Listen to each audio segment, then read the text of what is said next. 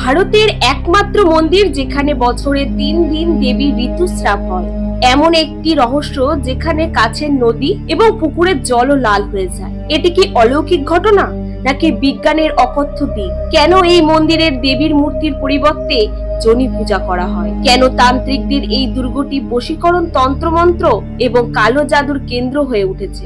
এখানে কি সত্যি মানব বলিদানের প্রথা ছিল নাকি এটি কেবল একটি গুজব? এবং সবচেয়ে বড় প্রশ্ন হলো, দেবী কামাখ্যার 10টি মহাবিদ্যার রূপ কি এবং তাদের শক্তির রহস্য কি?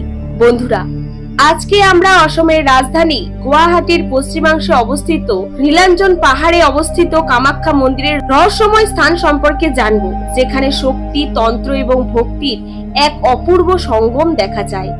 এটি 51টি সতীপীঠের মধ্যে অন্যতম। কথিত আছে এখানে সতীর দেহভাগের পর বিষ্ণুর সুদর্শন চক্রের যোনি ছিন্ন হয়ে পড়েছিল। কামাখ্যা মন্দির 51টি সতীপীঠের মধ্যে সবচেয়ে রহস্যময় এবং শক্তিশালী। তাই আমাদের সাথে থাকুন, কারণ এই ভিডিওতে আমরা রহস্যময় কথা বলবো যা শতাব্দী ধরে গোপন রাখা হয়েছে।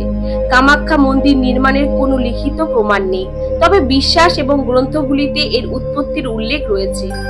কালিকা পুরাণ অনুসারে যখন মাতা সতীর সাথে ভগবান শিবের বিবাহ হয়েছিল, তখন মাতা সতীর পিতা রাজা দক্ষ ভগবান শিবকে পছন্দ করতেন না।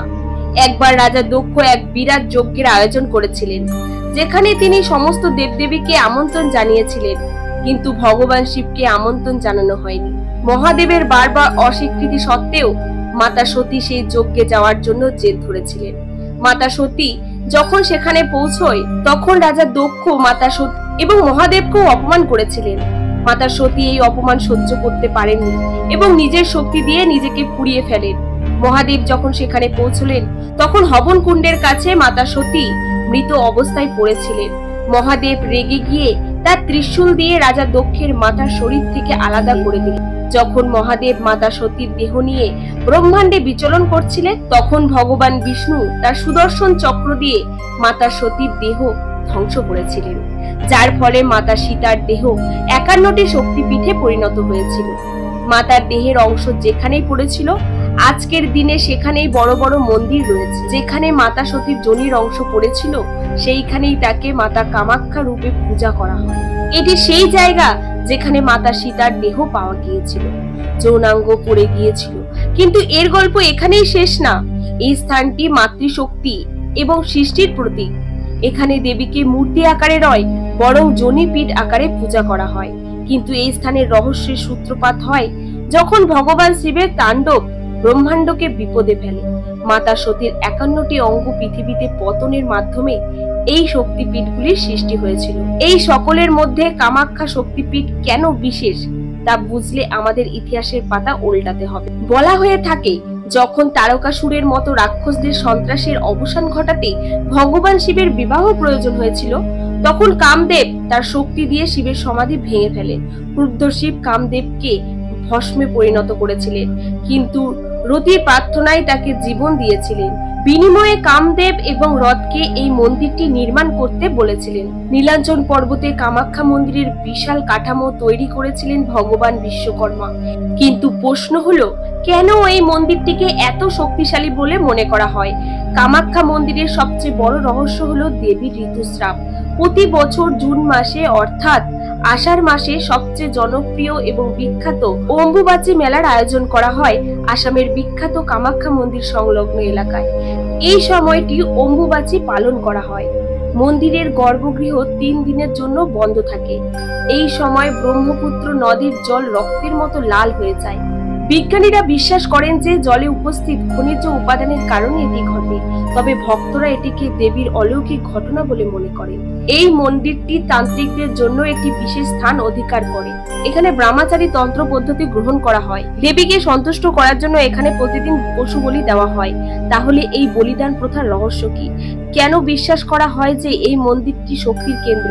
এখানে প্রতিটি তান্ত্রিক শক্তি অর্জনের জন্য তপস্যা করে।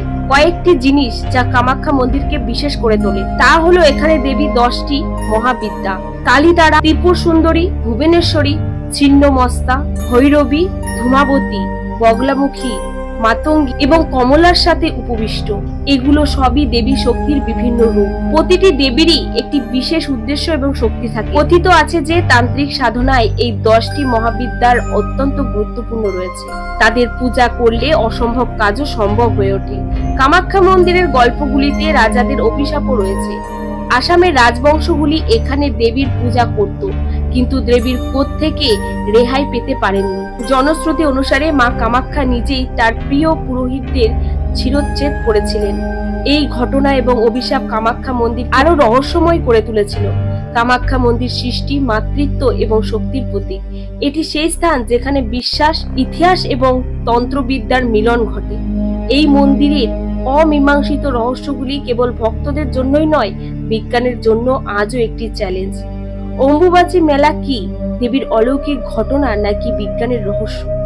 আসামের ব্রহ্মপুত্র নদীর জল হঠাৎ লাল হয়ে যায় কেন জানেন?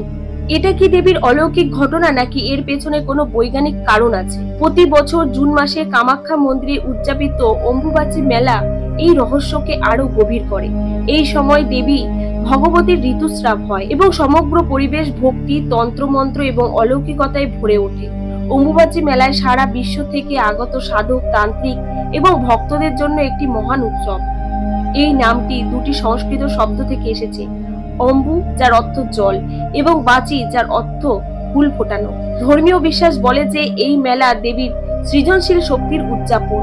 মন্দিরের দরজা 3 দিন বন্ধ থাকে, কারণ বিশ্বাস করা হয় যে মা ঋতুস্রাব করে।